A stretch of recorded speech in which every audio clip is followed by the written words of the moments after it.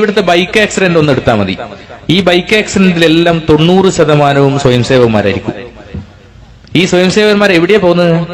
കഞ്ചാവ് വാങ്ങിക്കാൻ വേണ്ടി പോകുക. ഈ ഒരു ഊരിനങ്ങ് പോകും, തിരിച്ചു വരുമ്പോൾ കഞ്ചാവ് വലിച്ചിട്ടല്ലേ വരിക. അപ്പൊ എല്ലാം തലയെല്ലാം ഇങ്ങനെ കറക്കിയിട്ടുണ്ടാവും, ഒന്നും മനസ്സിലാവില്ല. അങ്ങനെ പെട്ട് മരിക്കുക. നിങ്ങൾ ഈ തൃശ്ശൂർ ജില്ലയിൽ തന്നെ കണക്കെടുത്താൽ മതി. ഓരോ ബൈക്ക് ആക്സിഡന്റിലും സ്വയം സേവകന്മാരാണ് മരിക്കുന്നത്. കാരണം കഞ്ചാവ് വാങ്ങിക്കാൻ എറണാകുളത്ത് പോയി തിരിച്ചു വരിക.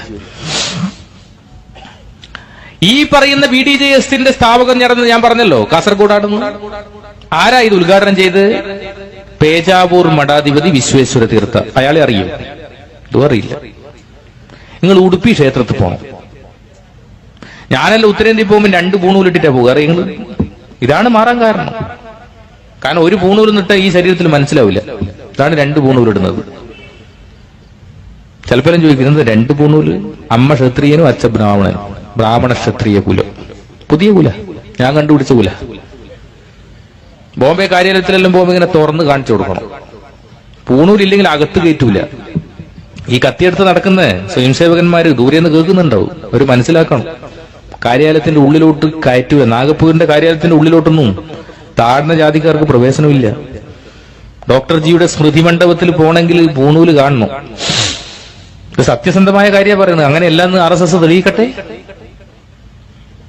ഈ പേജാവൂർ മഠാധിപതി വിശ്വേശ്വര തീർത്ഥി എനിക്ക് മുന്നേ പരിചയമുണ്ട്. ഈ ഉടുപ്പിയിൽ ഞാൻ നമ്മുടെ നാട്ടിലെ ഷൈജു, ശാഖാ കാര്യവാഹ് ഷൈജുവിനെ കൂട്ടിപ്പോയി.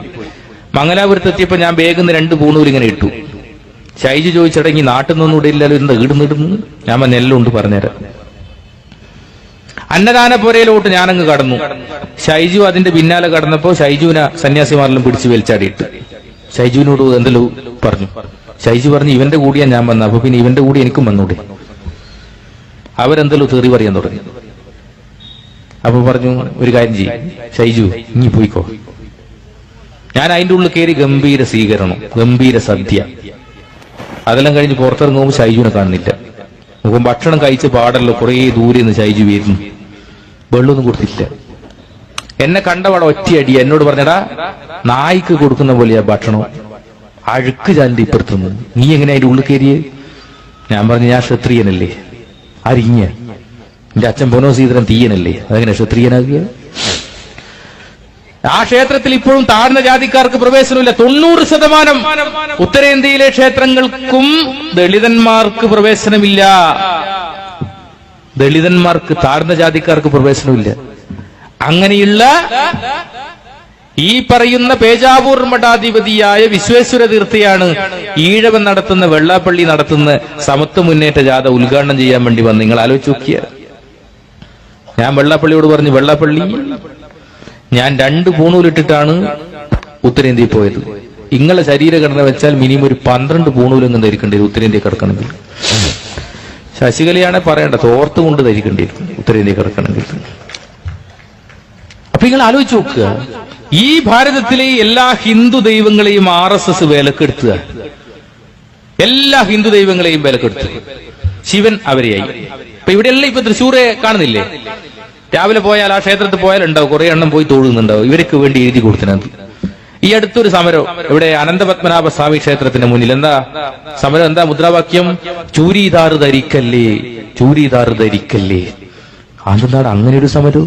ചൂരിദാർ ധരിക്കല്ലേ, ചൂരിദാർ ധരിക്കല്ലേ. പിന്നെ എന്നാ ധരിക്കണ്ട്? ഞാനപ്പോ എന്റെ ഒരു കൂടെയുള്ള ഒരു പ്രചാരകൻ വിഷ്ണുവിനോട് ഞാൻ വിളിച്ചോടാ, ഇതെന്തെന്ന് ഈ സമരം? അത് ചേട്ടനൊന്നും അറിഞ്ഞില്ലേ? ഇല്ല, ചൂരിദാർ ധരിച്ചിട്ട് കയറാൻ നമ്മൾ വിടൂല. ഞാൻ ചോദിച്ചു, അനന്തപത്മനാഭം മരിക്കുമ്പോൾ എഴുതി തന്നിനാ ചൂരിദാർ ധരിച്ചിട്ട് ഒരു ഒറ്റ പെണ്ണുങ്ങൾ ഇതിന്റെ ഉള്ളിൽ കയറ്റത്? ചൂരിദാർ എന്നാണ് പത്മനാഭനെ കടിച്ച. അപ്പൊ എന്നോട് പറഞ്ഞു, അതൊന്നും അല്ല. അതാ അയാളാരാ? ഞാൻ അറിയില്ല. അയാൾ സംഭാഗ് കാര്യവാഹാണ്. സംഭാഗ് തിരുവനന്തപുരം 4 ജില്ലയുണ്ട് RSSന്. അതുകൊണ്ട് ആ 4 ജില്ല ചേരുമ്പോ സംഭാഗാവും. അപ്പൊ സംഭാഗ് കാര്യവാഹാണ് അദ്ദേഹം. എന്താ അദ്ദേഹത്തിന്റെ ജോലി? മുണ്ട് വാടകക്ക് കൊടുക്കുക 50 രൂപയ്ക്ക്. അപ്പൊ സ്ത്രീകള് ചൂരിദാർ ധരിച്ചിട്ട് വരാൻ തുടങ്ങിയ മുണ്ട് ധരിച്ചിട്ടില്ലേ പുള്ളിന്റെ കച്ചവടം പോക്ക.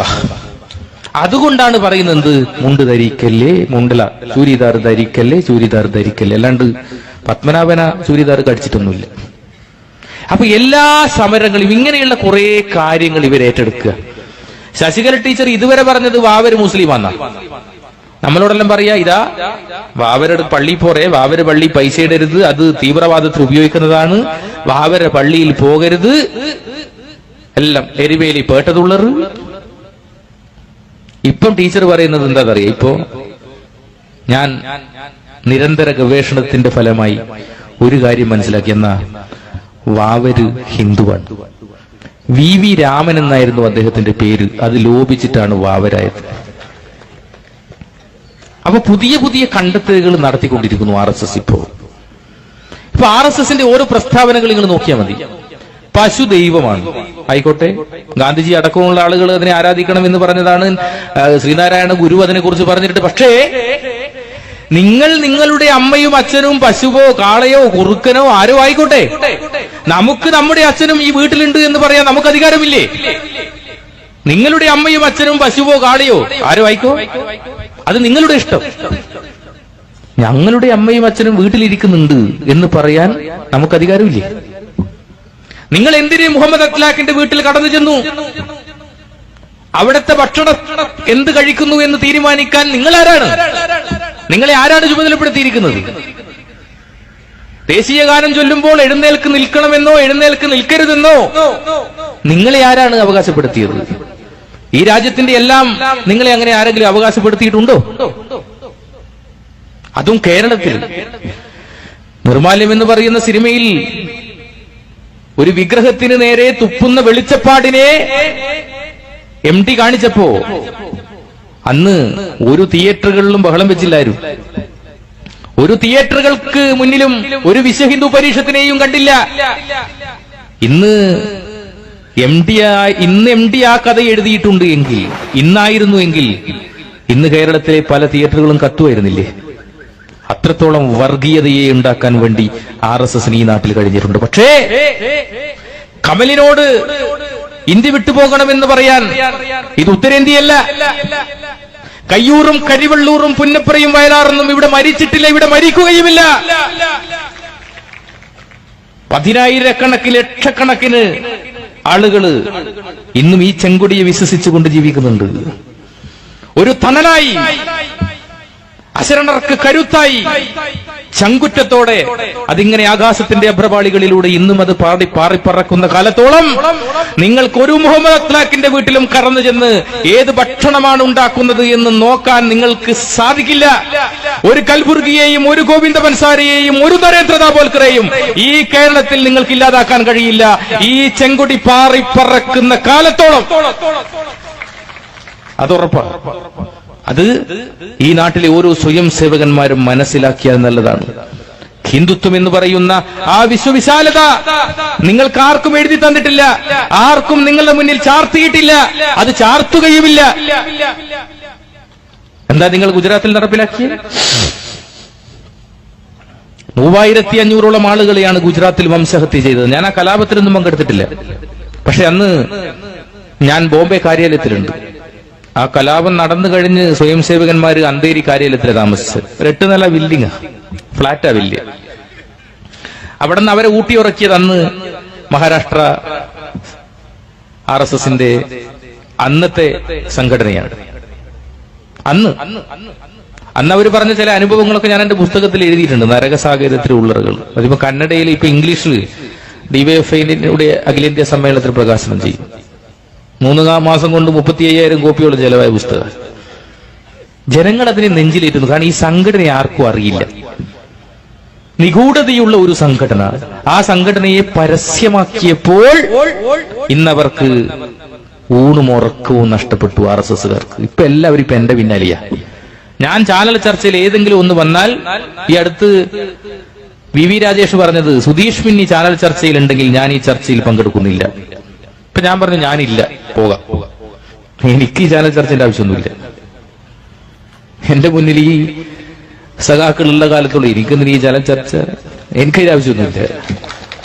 അവര് വിളിച്ചു, ഞാൻ പോകുന്നു. ഞാൻ ഇപ്പം വിളിക്കാറുണ്ട്, നിങ്ങൾ എതിരാളിയോട് പറയണം ഞാനാണ് ചാനൽ ചർച്ച ചെയ്യും. അതുകൊണ്ട് ഇപ്പൊ ആർക്കും ഇതില്ല, ആരും വിളിക്കുന്നുമില്ല. കാരണം എന്താ? ഞാൻ ചർച്ചയിൽ വരാൻ പാടില്ല. കാരണം എന്താ?